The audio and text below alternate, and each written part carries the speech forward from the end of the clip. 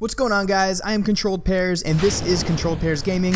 Welcome back to the LKO show, where we are continuing our space station construction.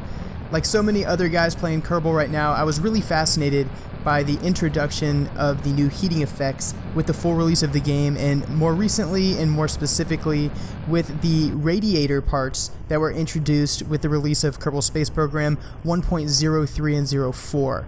And so today we are attaching to our space station a brand new module that is designed to radiate heat away from the space station so that we can continuously run our electronics and in the future our ISRU converters and all those other pieces of equipment that are required to run a space station and have Kerbals in orbit 24/7, all without causing any permanent damage to the spacecraft.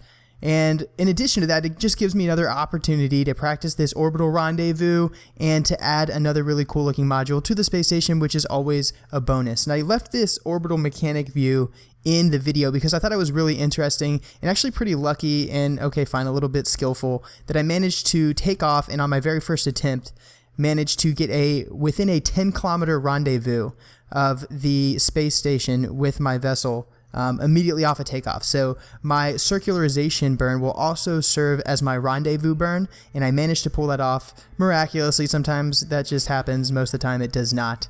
Here you see the separation of the fairing, finally revealing what is the radiator module, which is essentially 3 fuselages, just the empty fuselages, and then affixed to that I have 2 radiator panels, as well as some of the other radiator panels that actually extend. And so in addition to the solar rays that are already on board the space station, we're going to be adding this module. And today's mission also gives us a unique opportunity to test out our space tug for the first time. So if you recall, in a previous episode, we did bring up the space mobility vehicle as well as a space tug and escape capsule in a shuttle mission. So we brought the shuttle up, we attached that module to the space station. Today we're finally going to put that space tug to good use. As you can see here, the rocket is a single stage rocket, but it's huge, so it's got all this fuel and all this mass, and it's such a large craft that I really don't want to get it unnecessarily close to the space station because I'm just incurring additional risk, and I'm running into the risk of potentially causing damage to the space station. So I don't want to do that. Instead, I'm going to park it within a few hundred meters of the space station, and then I'm going to use that space tug to go out and grab my radiator module and then deliver it to the space station and actually conduct a series of docking maneuvers. So I've completed the rendezvous. We're on the dark side here. Fortunately, the remainder of the docking procedures and the stuff the construction is actually going to take place during the daytime. But we managed to slide into within just a few hundred meters of the CPSS, and as we slide in, we kill off all of our velocity with respect to the target, so we are essentially floating in orbit at the exact same orbit, the exact same speed as that space station. If you're new to Kerbal Space Program and you want to learn how to do some of the stuff that you're seeing on screen right now, I highly recommend you go check out my Kerbal Space Program for Dummies series, which is linked on screen right now. It'll teach you how to build SSTOs, how to rendezvous, how to dock, and all those key skills that are required to be successful in this game. So you also saw Jeb there jump out of the space station, run over to the space tug, detach it, and then zoom it on over to our radiator module. You can see exactly how large that rocket is compared to the space station and even just the space tug there. So I definitely want to keep that away from the space station. We go ahead and we decouple that node so that now the space tug is moving in orbit with just the radiator module. And you can see that that space tug is actually really effective at moving around that payload.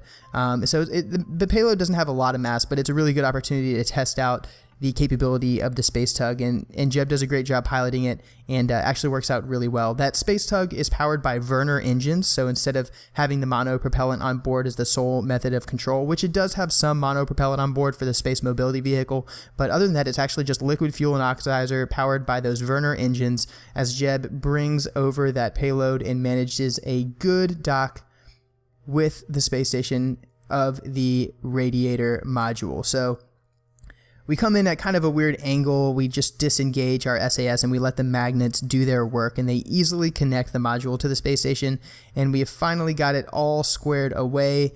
Jeb then undocks with that new module, and he's got to go park that space tug back in its docking port on the opposite side of the space station, which is very easy to do, especially when he's not hauling around the additional mass of the radiator module. So he's easily able to maneuver around in orbit, and the craft is very easily controlled. And within just a couple of minutes, Jeb lines it back up on the other side of the space station, gets in line for the dock, and then quickly and pretty easily manages to reattach that space tug to the CPSS. So the last thing we got to do now is get Jeb back in the crew capsule, the hitchhiker storage container, where he is hanging out in orbit as one of 2 current members of the space station crew that is remaining in orbit indefinitely until their relief comes up here in a few episodes. Once he gets back on board, last thing we got to do is extend those radiator panels and finally enjoy how the space station now looks with this brand new radiator module intact. So now we can bring up more equipment and we can run our electronics 24/7 without the risk of overheating.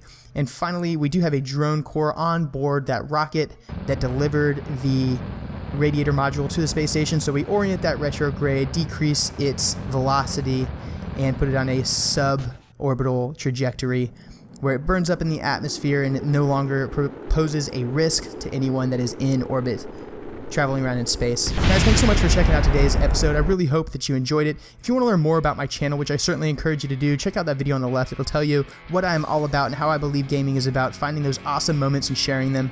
On the right, you'll find the previous episode. If you're unfamiliar with this series, definitely encourage you to check that out. And I thank you so much for watching. Until next time, this is Controlled Pairs, signing off.